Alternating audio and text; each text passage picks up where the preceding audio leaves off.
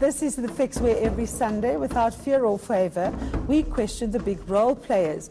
We will look ahead and tell you what matters, how it affects you, and why you should care. And as usual, my sparring partner is joining me, and he's, of course, Peter Bruce, a Sunday Times and Business Day columnist. Peter, a very busy week in politics this week. And for all the wrong reasons again, and sadly. I mean, I think the Eskom load shedding is an absolute tragedy. I mean, not because you can't cope with it, but simply because the outside world looks at this country and thinks, hang on a second, I thought they were getting it right. You know, I thought Zuma had gone and South Africa was sort of back in play again, and we just looked like a banana republic. You know, we literally can't keep the lights on.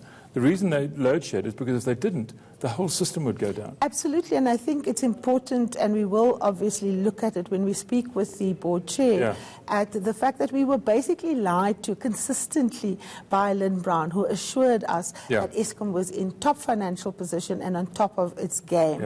And it was an outright lie. Was she lying, or was she just foolish? I mean, did she know what she was doing? No, she knew exactly what she was doing, because remember, her mother and her secretary was linked to the Gupta, so there was financial incentive for her to talk nonsense, you know. The other big story, of course, is the SABC story. It's very disappointing too. I mean, that was a good board that they had, and with a good chairman, and they had a plan. You know, they had a look at the SABC, which is also on its knees financially, looking for state loans and state guarantees.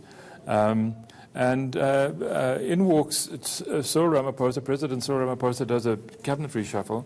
We don't know why he appointed Stella Ndabeni-Abrams, but she's obviously completely out of her depth, doesn't understand what she's doing, because what she is doing by going in and basically ripping the board apart is she's also sending a message to the foreign investment community, which is where we get all our money from now, by the way, which is, you know, South Africa may say that it's going to fix its SOEs. Pravin Gordhan goes around saying it. Cyril Ramaphosa goes around saying it. Then he appoints a minister who does exactly the opposite. Exactly. I think there's two things we must remember about Stella Ndabeni. She was actually Faith Mutambi's deputy of communications during the time that the SABC was plundered. There's SIU investigations and so on.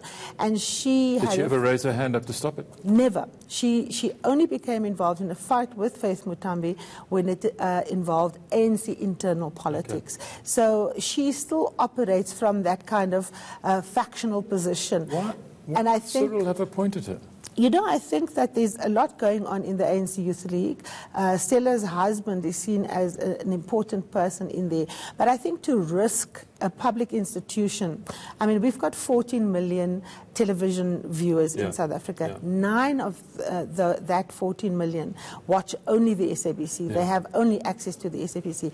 It's not an institution that we can play with. And more importantly, we actually need to address how to get the monies back that was stolen. 40 million can be retrieved if the illegal promotions are undone, for example. But you can't get that money back by being a battering ram. I mean, basically, you know, what the board was trying to do is save the company, rescue it from certain financial failure. I'd be amazed if Tito Mboweni gave her a cent after what she's just done. That was a completely reasonable board. Not even the president can force Tito Mboweni to give them money, and quite frankly, he shouldn't. And the other thing is that what Stella is wrong about is that she still thinks the Companies Act trumps the Broadcasting Act. And there was a landmark judgment by Mr. Budlander that actually outlines the role of the shareholder. The shareholder has no business, Peter, in hiring, firing, anyone. So her coming in and saying, I'm against retrenchments, I want to issue a directive to tell you that you can't do this, was absolutely, But why have the board then just fled? Why are these resignations? I think there's a lot more going on. I don't think all the board members resigned for the same reasons, right? So I think the story is actually still going to come true. There is unhappiness with the chair of the board. There's a lot of people who believe that out of all the board members, he's the least qualified. But he was appointed by President Zuma, remember, at the threat of a court order, and he was close to the Zuma Foundation. Yeah. And many people Well, it was close to the foundation of one of Zuma's wives. Yes, many people thought that someone like Kanyisile or someone like Matata Tsedu would head up that board. I spoke to Kanyisile myself, and I spoke with Matata, and they all referred us to the presidency. And I think that Cyril Ramaphosa is not going to be able to run away from it. When we asked the presidency about this matter, he said he needed her to consult first, and she'll be ready to speak to us apparently on the 14th of December. So we're hoping to have the minister on and ask her some really tough questions. But the other thing is, when we speak with William Byrd later on in the program, they have asked for an audience with the president to put the case of the SABC, and I hope that he has the good sense to actually listen to them. The Sunday Times is reporting that Bonga Musa Makatini, who is the chairman, and who I thought was a fairly solid appointment given who he was appointed by, has written a very strong letter about the minister and about this interference. But it's sad to see the board kind of disintegrate at the first kind of shots are fired kind of thing. So I wish Matata and I wish John Mattison had stayed and stood up to her.